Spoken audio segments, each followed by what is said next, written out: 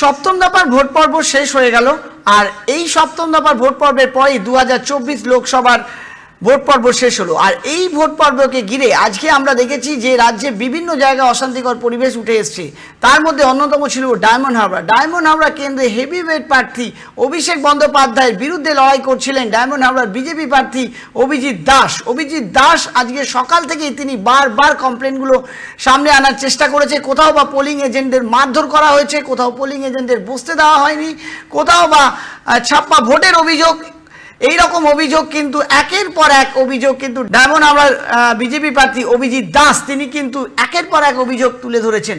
আজকে সেই অভিযোগগুলোকে সামনে রেখে আমরা দেখলাম যে তিনি যখন ভোট কেন্দ্রে পৌঁছলেন সেখানে সিসিটিভির ক্যামেরা ঘুরিয়ে রাখা হয়েছে। কি বলেছিলেন তিনি শুনুন।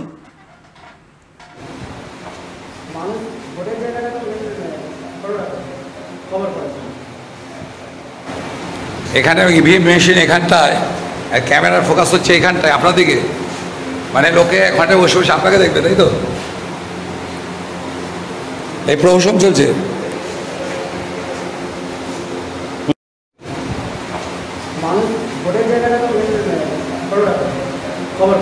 এই ইস্যুগুলোকে সকাল থেকে তিনি তুলে ধরেছেন। যেখানে ভোট কেন্দ্র করা হচ্ছে সেখানে কিন্তু ক্যামেরা নেই, ক্যামেরার সিসিটিভির মুখ ঘোরানো রয়েছে এবং অবাধে মানুষ সেখানে যাচ্ছেন, গিয়ে সেখানে ভোট দিচ্ছেন।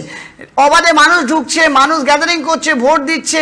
বিজেপির পোলিং এজেন্টকে বসতে দেওয়া হচ্ছে না, বিজেপির এজেন্টের ধরে মারধর করা হচ্ছে, মারধর করে মাথা ফাটিয়ে দেওয়া হয়েছে, এমনটাই বিভিন্ন ছবি উঠে এসছে সকাল থেকে। এবং এই পরিপ্রেক্ষিতে আজকে ভোটদানের পর্বের শেষে বিরোধী দলনেতা শুভেন্দু অধিকারী সমর্থন জানিয়ে কি বললেন প্রেস কনফারেন্স করে আপনাদেরকে শোনাবো, শুনুন।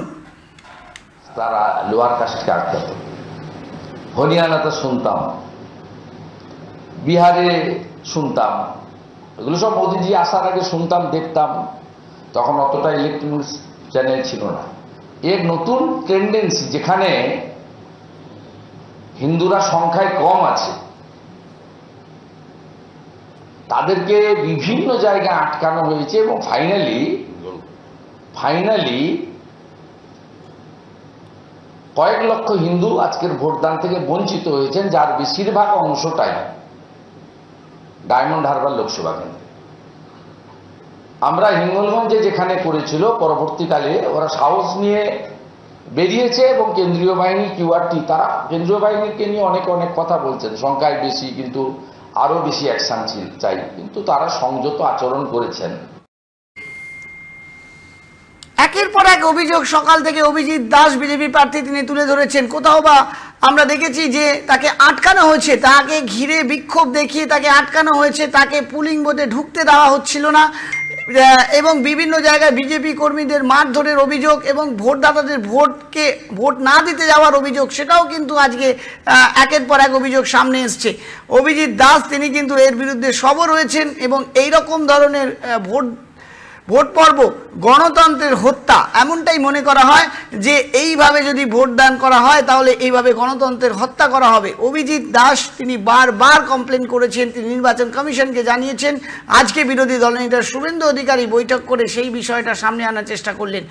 কি করবেন নির্বাচন কমিশন দেখার বিষয়, কিন্তু দফে দফে এরকমভাবে যে ভোটদাতাদের যেরকমভাবে ভোট দিতে আটকানো এবং তার সাথে সাথে যে বিভিন্ন পোলিং এজেন্টদের মারধর করা, তাদেরকে পুলিং বুথে না বসতে দেওয়া, এ এক গণতন্ত্রের চরম কলঙ্ক বলে মনে করছেন অভিজিৎ দাস।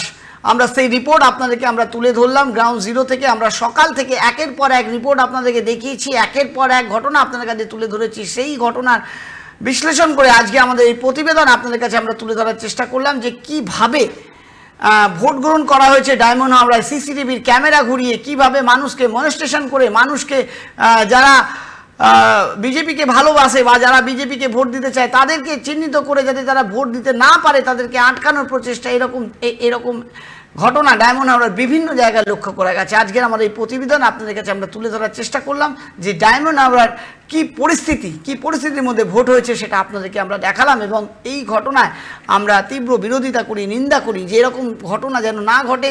গণতন্ত্রের আস্তে আস্তে করে হত্যা হতে চলেছে। ইভিএম মেশিন, যে ইভিএম মেশিনে ভোটদাতারা ভোট দেবে, সেই ইভিএম মেশিনকে টেপ দিয়ে অভিজিৎ দাসের সিম্বলের কাছে টেপ দিয়ে তাকে ঢেকে ফেলা হয়েছে, যাতে ওই সিম্বলে কেউ হাত না দিতে পারে, ওই সিম্বলের বাটনে কেউ ভোট না দিতে পারে। এই হচ্ছে গণতন্ত্র, এই হচ্ছে গণতন্ত্রের পরিচয়। একটা হেভিওয়েট প্রার্থী অভিষেক বন্দ্যোপাধ্যায়, তার ওয়ার্ডে তিনি যাকে বলছেন যে প্রার্থী তার কোনো ওয়েট নেই, হেভি ওয়েট নয়, তাকে তিনি এইভাবে হেনস্থা করার চেষ্টা করছেন। তার ভোটের যে ইভিএম মেশিন, সেই ইভিএম মেশিনে টেপ দিয়ে তাকে ঢেকে ফেলা হয়েছে, যাতে সেই বাটনে কেউ ভোট না দিতে পারে। এমনটাই গণতন্ত্রের নগ্ন চিত্র উঠে আসছে। আজকের আমরা প্রতিবেদনের মাধ্যমে আপনাদের দেখাতে চাই সেই ইভিএম মেশিন, আপনাদেরকে দেখাচ্ছি যে দেখুন সেই ইভিএম এর মেশিনে কিভাবে টেপ দিয়ে, আপনারা দেখছেন যে 1 নম্বরে রয়েছে অভিজিৎ দাস এবং 2 নম্বরে রয়েছে ঘাসফুল চিহ্নে অভিষেক বন্দ্যোপাধ্যায়। 2 নম্বরের মেশিনে কিন্তু বাটনটা খোলা আছে, কিন্তু 1 নম্বর মেশিন যেখানে আপনি বাটনটা প্রেস করবেন, সেই 1 নম্বর মেশিনের বাটনে দেখুন সাদা টেপ দিয়ে টেপ মারা রয়েছে, যাতে কেউ চাইলেও সেখানে বাটন প্রেস করতে না পারে, এইভাবেই অভিজিৎ দাসের ইভিএম মেশিনের অভিজিৎ দাসের নামের বাটনের পাশে এইভাবে টেপ দিয়ে ঢাকা হলো ডায়মন্ড হারবার কেন্দ্রে। কি বলবেন দর্শক বন্ধু, এই রকম ভগ্ন দশা, গণতন্ত্রের ভগ্ন দশাকে কি বলবেন? আমরা এই ছবি আপনাদের কাছে তুলে ধরার চেষ্টা করছি। আপনাদের অবশ্যই কোনো কমেন্ট থাকলে আমাদের লিখে জানান, এবং আমাদেরকে অবশ্যই আমাদের কমেন্ট বক্সে মন্তব্য করুন। আর দেখতে থাকুন 24 আওয়ার্স টিভি। নমস্কার।